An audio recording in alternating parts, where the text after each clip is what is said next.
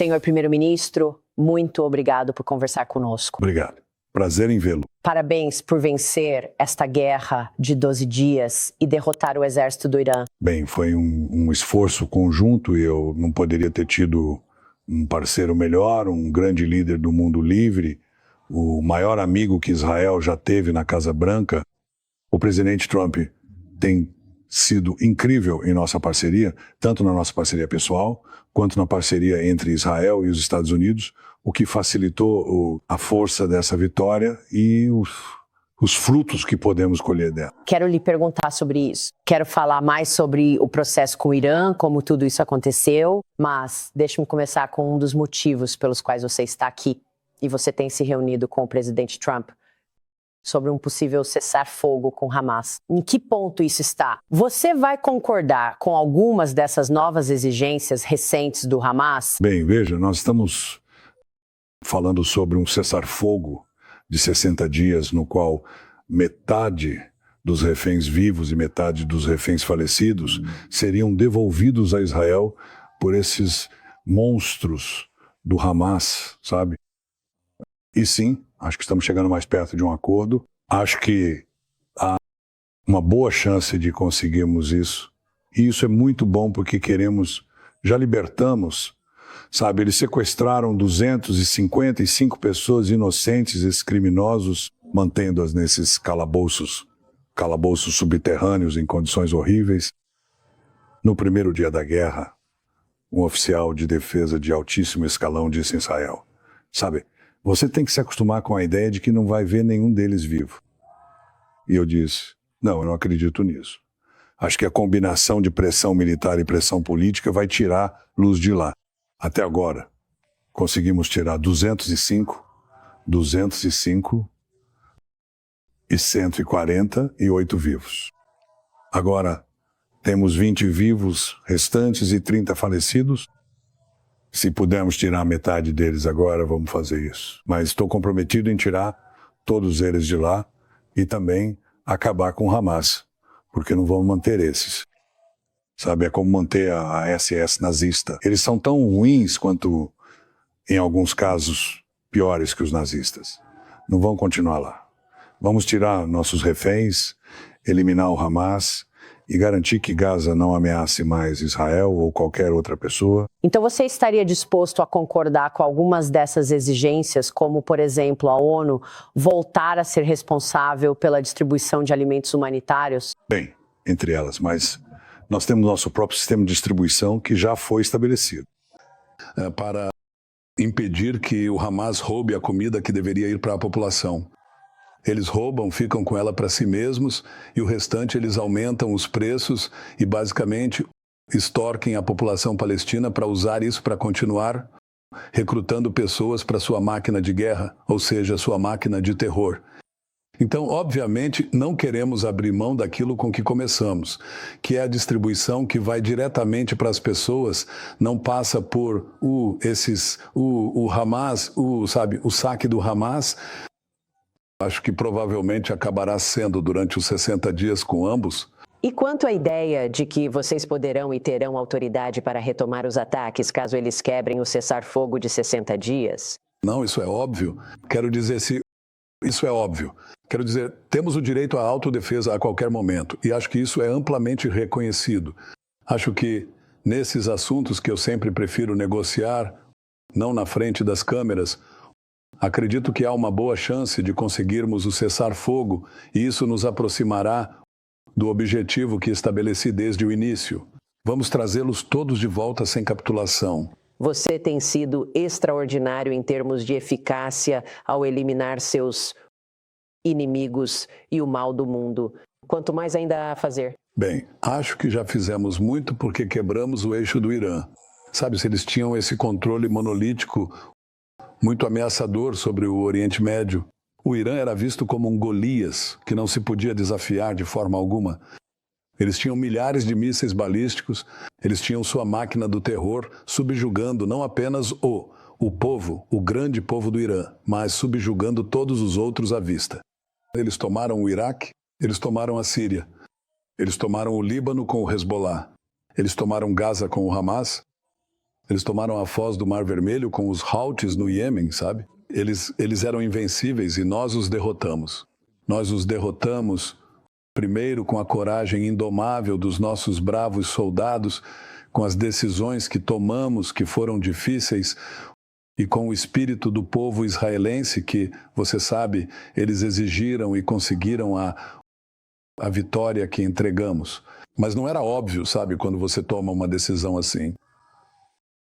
Você sabe, primeiro afastamos o Hezbollah. Isso levou ao colapso do regime Assad e isso levou ao colapso do eixo iraniano. Então, eu acho que é um Oriente Médio diferente. Mas depois da Guerra dos 12 Dias, é um Oriente Médio totalmente diferente, porque não só agimos lá e alcançamos supremacia nos céus de Teherã, ninguém acreditava que isso aconteceria, destruímos a liderança máxima, a liderança militar máxima desses cientistas malignos que estavam trabalhando para desenvolver bombas nucleares para aniquilar o Estado judeu. Não só conseguimos isso, mas o presidente Trump entrou e fez algo que nenhum presidente americano havia feito até então. Ele simplesmente ignorou todos os avisos, sabe? Diziam que isso iria começar a Terceira Guerra Mundial, que haveria tropas em solo, milhares de americanos seriam mortos. Não. Ele simplesmente aplicou de forma criteriosa, sabe? E com grande precisão, esses bravos pilotos americanos que demonstraram uma perseverança, persistência e força incríveis e projetaram o poder americano exatamente, sabe? Como bater um prego com precisão. E isso ajudou a acabar com a guerra com uma grande vitória conjunta. E eu acho que essa combinação é simplesmente uma combinação vencedora. E eu só quero dizer o seguinte, o presidente Trump e eu temos uma doutrina, chama-se paz através da força. Bem, primeiro vem a força, depois vem a paz. E nós mostramos muita força e acho que temos muitos frutos de paz para colher. Poderíamos expandir os acordos de Abraão, poderíamos criar uma realidade no Oriente Médio que é inimaginável e isso vai trazer prosperidade e estabilidade, possibilidades que nunca estiveram disponíveis nos últimos 100 anos ou mais. Na segunda-feira, você disse ao presidente Trump que o indicou para o Prêmio Nobel da Paz. Certo. Você enviou uma carta ao comitê do Prêmio Nobel, recebeu uma resposta. Pode nos contar mais? Bem, não sei se a carta chegou até eles, mas agora eles sabem que ela está a caminho. E a razão pela qual eu disse isso é, em primeiro lugar, porque ele já merece. Ele ajudou a intermediar os históricos acordos de Abraão, nos quais Israel fez a paz com 4 estados árabes. Trabalhamos nisso juntos, secretamente por 3 anos e, de repente, em um mês, fizemos 4 tratados de paz, o que, por si só, já deveria ter lhe dado o Prêmio Nobel. Mas ele não parou por aí. Quero dizer, ele fez a paz entre Ruanda e o Congo. Esse foi um conflito sangrento e ele simplesmente fez essa paz. Ele ajudou a fazer a paz agora entre a Índia e o Paquistão. Isso poderia ter sido, o que posso dizer, uma confrontação global. E ele está trabalhando agora pela paz em outras frentes e nós estamos trabalhando juntos para aproveitar a vitória e fazer muitos tratados de paz no Oriente Médio. Então, se alguém merece o Prêmio Nobel da Paz, é o presidente Trump. E já passou da hora dele receber o reconhecimento que merece e que a paz merece. Este é um Prêmio Nobel da Paz de verdade. Uma paz real, não um falso, e um grande prêmio. O presidente Trump me disse que não acredita que o regime iraniano tenha movido qualquer urânio enriquecido antes dos Estados Unidos atacarem aquelas 3 instalações. Você concorda com isso? Você acredita que o Irã escondeu algum urânio enriquecido? Achamos que sabemos onde está. Está meio que enterrado no subsolo. Não temos informações contrárias. Essa também é a nossa inteligência. Mas eu acho que, sabe, é como se tivéssemos 2 tumores de câncer. Sabe, um era o que poderia te matar, um era o câncer nuclear. E eles estavam correndo para transformar em arma o urânio enriquecido deles. Sabe, quando eles fizeram isso, depois que esmagamos o Hezbollah e depois que nos livramos do Nasrallah, eles estavam, sabe, o eixo iraniano no Oriente Médio foi quebrado. Então, o que restou para eles? Bem, eles correram para as armas nucleares e aquele era um crescimento cancerígeno que poderia ter nos matado. Quão perto estavam da bomba? que dentro de um ano eles conseguiram. Dentro de um ano? Dentro de um ano. E provavelmente mais de uma bomba. Então isso teria sido... E eles dizem abertamente, morte a Israel, morte à América. Eles, diferente de outras potências nucleares, poderiam lançar essa arma contra nós, o que seria o fim de Israel e da história judaica. Isso não vai acontecer, não podemos permitir isso. Mas o outro tumor cancerígeno que tínhamos eram os mísseis balísticos. Eles iam desenvolver, eles iam ter uma capacidade de fabricação de cerca de 300 mísseis balísticos por mês, o que é bastante significativo. Isso significa que em 5 anos eles teriam 20 mil. E se não destruíssemos a capacidade de fabricação deles, isso equivaleria a 2 bombas atômicas em um país do tamanho de Nova Jersey, Israel. Então tivemos que agir. Se não agíssemos, morreríamos. Você remove o câncer. Isso não significa que ele não possa voltar. Está claro que se você não remover o câncer, você vai morrer. Então, não tivemos escolha e agimos com grande força, grande surpresa e grande sucesso. E com a ajuda do presidente Trump e desses pilotos corajosos, pilotos americanos. Então, qual é a sua expectativa em relação à capacidade nuclear do Irã hoje? Eu não acho que eles tenham, mas acho que podem tentar ressuscitá-la. E para alcançar plenamente os frutos da vitória, temos que garantir que eles não tenham capacidade de reconstruir. E a única coisa com a qual não lidamos, e sabíamos que não lidamos, foi o urânio enriquecido. Então, tem que ficar claro para eles, e acho que já ficou, que eles não podem obter esse urânio enriquecido. Veja bem, urânio enriquecido não é suficiente para fabricar bombas atômicas, certo? É um componente necessário, mas não é suficiente. Não, nós queremos que esse componente necessário também esteja sob controle, e acho que os iranianos entendem que o que os Sewar e Israel fizeram uma vez, podemos fazer 2 ou 3 vezes. Porque eles sabem, eles sentiram o poder da América, o poder de Israel e o poder combinado de Israel e América.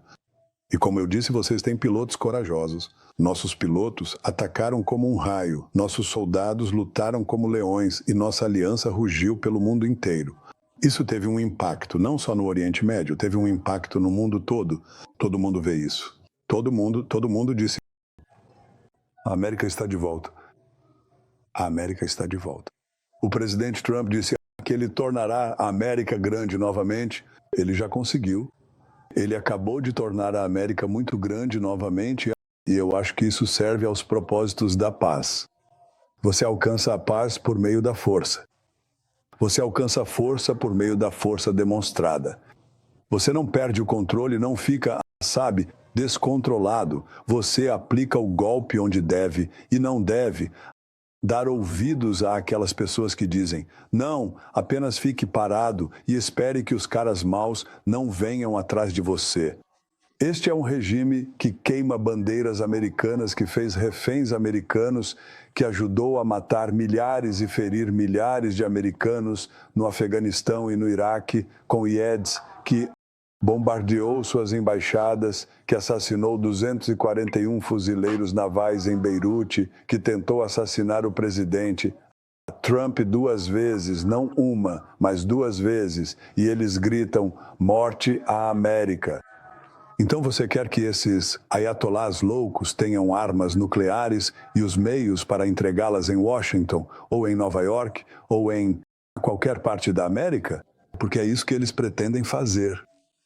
Então, as pessoas que disseram, vamos apenas sentar e não fazer nada a respeito e deixar acontecer, bem, elas, eu acho que isso não é apenas imprudente, é o que Churchill chamou de o sono das democracias. Elas dormem, elas repousam até que o gongo estrondoso do perigo as desperte. Bem, neste caso, o presidente Trump não esperou ser acordado. Ele entendeu essa ameaça e, junto com Israel, nossa grande parceria, agimos para eliminar essa ameaça. Não vamos esperar que a faca nuclear esteja em nossos pescoços. E eu acho que isso é bom para a paz, é bom para a América, é bom para Israel, é bom para a paz no Oriente Médio e para nossos vizinhos árabes. Não é bom para aquele regime tirânico, os tiranos de Teherã, não é bom para eles, mas é bom para todo o resto. Foi muito diferente lidar com o presidente Trump em comparação com o presidente Biden e também com os democratas? Essa é uma pergunta séria? Sim, tem sido diferente, tenho que ser honesto. E tem sido Olha, acho que todo mundo disse que queria impedir o Irã de obter armas nucleares, mas não é o que você diz, é o que você faz. É o que você faz e, em última análise, os líderes são testados pelo que fazem. Certo. O que eles fazem diante de um perigo extremo. Mas, senhor primeiro-ministro, depois dos ataques, o regime iraniano impôs outra fatwa ao presidente Trump e disse que está convocando os muçulmanos a derrubar o presidente Trump. Quão sério devemos levar isso? Completamente. Eles fizeram isso nos últimos dias e, a propósito, o presidente Trump e eu, acho que o preço pelas nossas cabeças é um pouco diferente, eu tenho que dizer, naturalmente. Não estou brincando. Acho que isso é muito sério. Eles estão falando sério. Eles estão ameaçando me matar e matá-lo também. Mas é esse tipo de pessoas com quem estamos lidando. Eles são inimigos da América. Eles são inimigos de tudo o que defendemos. Eles querem jogar o mundo de volta para uma era terrível, terrível. Você sabe, uma espécie de era primitiva e violenta, uma idade média sombria. E o povo do Irã merece algo melhor. Eles são, sabe, são pessoas maravilhosas, talentosas, corajosas. E eles, acho que eles vão querer ter o seu próprio, sabe, o seu próprio futuro. E espero que eles tomem o próprio futuro em suas mãos. Mas, senhor primeiro-ministro, o presidente Trump que consideraria suspender as sanções ao Irã se eles se comportassem. Existe alguma circunstância em que o senhor apoiaria a suspensão de sanções ao Irã? Bem, se tivéssemos um acordo realmente bom, o que significa que eles parariam toda a atividade nuclear, todo o enriquecimento, eles iriam parar a construção desses mísseis balísticos que são contra tratados internacionais. Eles também iriam parar e desmantelar o eixo do terror ou as tentativas de reconstruí-lo, sabe? Isso seria um bom acordo. Mas acho que esse não seria o regime que está lá. Esse regime tem um DNA próprio, e esse DNA diz não à América e não a Israel, que está no caminho para chegar à América. Eles querem desenvolver mísseis balísticos de longo alcance, com ogivas nucleares, para ameaçar você e ameaçar todos os americanos. E é isso que foi interrompido. E isso é para o bem de todos os americanos, para a grande maioria que entende isso e para a pequena minoria que não entende. Eles agora foram protegidos por nossa ação conjunta. E a Casa Branca tem buscado contato com a Síria. Você está agora trabalhando em um pacto de não agressão com a Síria? E você esperaria que a Síria estivesse entre aqueles que poderiam aderir aos acordos de Abraão? Acho que agora existem oportunidades. Eu não acho que seja... Sabe, eu acho que... Você se lembra que o presidente Wilson costumava dizer: acredito em acordos abertos feitos abertamente. Eu tenho uma pequena alteração nessa formulação. Eu acredito em acordos abertos feitos secretamente. Então, tudo o que pudermos, sabe, tudo o que pudermos fazer na diplomacia, acho que devemos fazer discretamente e depois surpreender as pessoas. Trabalhamos durante 3 anos nos acordos de Abraão e, de repente, surpreendemos as pessoas com 4 tratados de paz. E eu acho que mais estão por vir. O que você pode dizer sobre a Arábia Saudita? Porque a Arábia Saudita disse inicialmente: não podemos reconhecer Israel da mesma forma que os outros fizeram nos acordos de Abraão, a menos que haja um Estado palestino ou um caminho para isso. Então, em que ponto estamos nisso em termos... Quer dizer, seria o caso de os sauditas ajudarem a reconstruir Gaza e isso seria suficiente? Não, isso pode acontecer. Espero que aconteça. Mas eu vou te dizer o que eu penso. Quero dizer, estávamos à beira, estávamos muito próximos de fechar um acordo de paz com os sauditas. Na verdade, nós dois aparecemos. O príncipe herdeiro, Mohammed bin Salman, apareceu, acho que na Fox News, e falou sobre a possibilidade iminente de paz entre a Arábia Saudita e Israel. Depois, eu fui entrevistado na Fox News e disse: sim, acho que é iminente. Então, alguns dias depois, tivemos o horrível massacre de 7 de outubro. Você sabe, o pior ataque contra judeus desde o Holocausto. Quero dizer, esses monstros atacaram nosso povo, decapitaram homens, estupraram nossas mulheres, queimaram bebês vivos e levaram esses reféns. E isso nos levou a essa grande turbulência na qual tivemos que lutar para reverter essa agressão e reverter os patronos radiantes dessa monstruosidade. Isso nos atrasou. Mas eu acho que o interesse vital que temos em alcançar a paz, uma paz ampla, incluindo com a Arábia Saudita, não mudou. E eu acho que se você tem interesse, se você tem vontade, você encontra um caminho. E eu acho, vamos encontrar esse caminho. Sobre o Estado palestino, eu preciso dizer isso. Havia um Estado palestino ali, chama-se Gaza. Gaza era um Estado palestino, era governado pelo Hamas. Eles não construíram a paz ali, eles não construíram para cima, eles cavaram para baixo túneis de terror. Eles pegaram todo o dinheiro que receberam e transformaram em um exército terrorista e foguetes e armas horríveis de guerra para massacrar nosso povo. E eles estão comprometidos com a destruição de Israel, não querem construir um Estado, querem destruir um Estado, o Estado judeu. O povo de Israel diz, não podemos deixar isso acontecer de novo. Queremos paz com nossos vizinhos. Queremos paz com nossos vizinhos palestinos. Mas essa paz precisa ser construída sobre bases de realidade. E a realidade é que não vimos a reforma que vemos em outras partes do mundo árabe na comunidade palestina. Suas várias facções continuam apegadas à ideia da destruição de Israel. E o Estado que eles querem é apenas uma plataforma de lançamento para a destruição de Israel. Isso não é algo que vai acontecer. Por outro lado, acho que há outros que poderiam assumir a liderança, incluindo palestinos, uma vez que entendam que a esperança de destruir Israel está fora de questão. Então temos trabalho a fazer e nós vamos fazê-lo. E eu acho que temos aqui uma oportunidade brilhante.